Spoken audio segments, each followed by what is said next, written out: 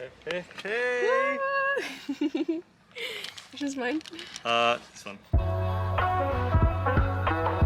Car swap.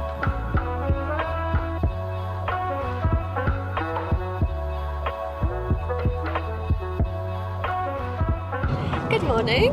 So we are en route to the start point of the Preseli Golden Road. So it's basically 8 miles along all of the Preseli Hills, like over the ridge. So what we did was we drove both of our cars to the end point, and now we're driving to the start point, so that when we finish we can get back in our cars and go home.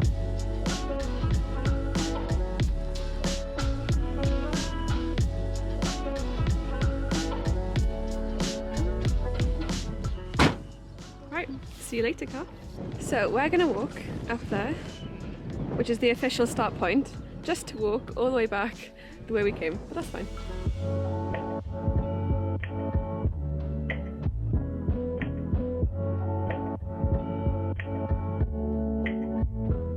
So we're at Voil Erir. Hannah told me that spelling pronunciation, so I don't know if it's right or not, but we're at the start of the Golden Road.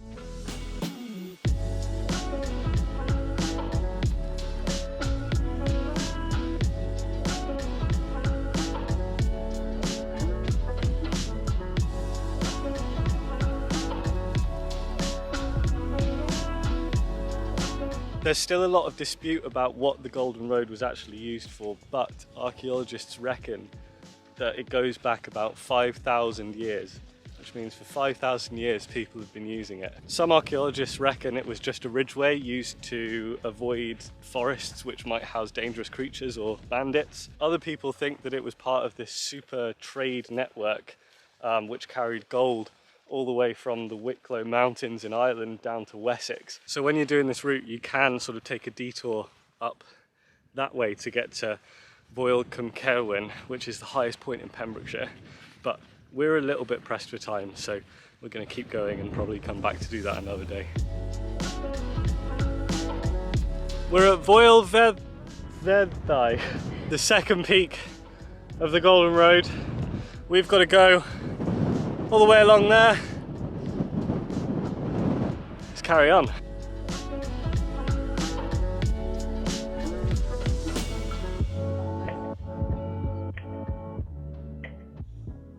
So we're currently in Carrick-Marcogion, and it's believed that this was one area where the stones from Stonehenge were sourced from. So they brought the stones for Stonehenge all the way from Pembrokeshire down to Wiltshire. There's also a lot of association with Arthurian legend here. Legend has that King Arthur and his knights battled a ferocious boar up on these hills, and the stones behind me are the petrified remains of his knights that fell in battle to this ferocious boar. Which, if I was a knight, I don't know, I don't think I'd like to be turned into an abstract looking stone.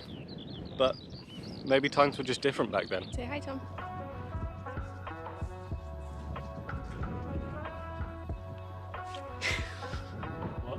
So me and Tom do this thing sometimes where we accidentally colour coordinate, and we've done it again today. Red and black. Which one wore it better? Me, obviously. Preseli surfing. Inquire now for lessons.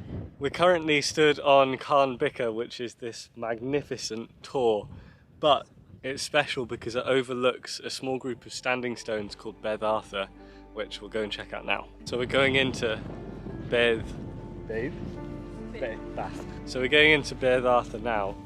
This literally means Arthur's grave, and it's this sort of small stone formation. It's supposedly the site of King Arthur's grave. It literally means Arthur's grave. So this might be King Arthur's burial site. Or just a random guy called Arthur.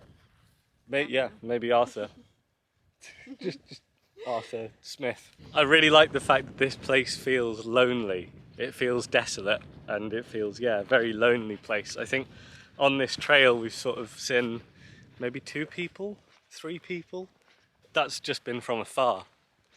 It's really nice, actually. Yeah, it's really nice. This is how I imagine Dartmoor to look like. I've never been to Dartmoor, but I just imagined that it looks like this.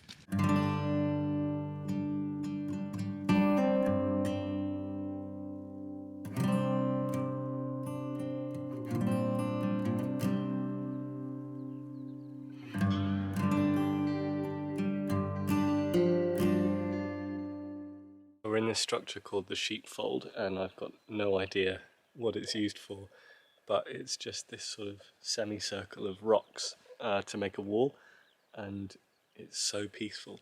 We're completely out of the wind. There's no noise whatsoever aside from me talking now and a little bit of birdsong, and it's just really cool. So we're almost at the end of our walk, and we thought rather than going straight back to the car, we'll climb up this hill first because it looks like it would have some really good views, so we're doing that now.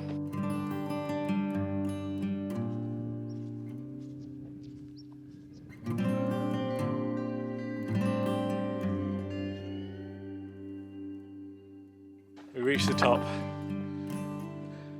and the views are incredible.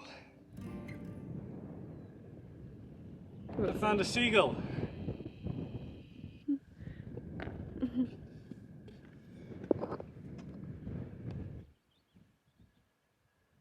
Hannah the sheep whisperer. Nope. I tried. Bye bye, Golden Road.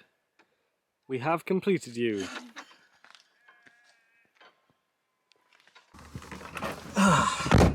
Done. We finished. That's so good.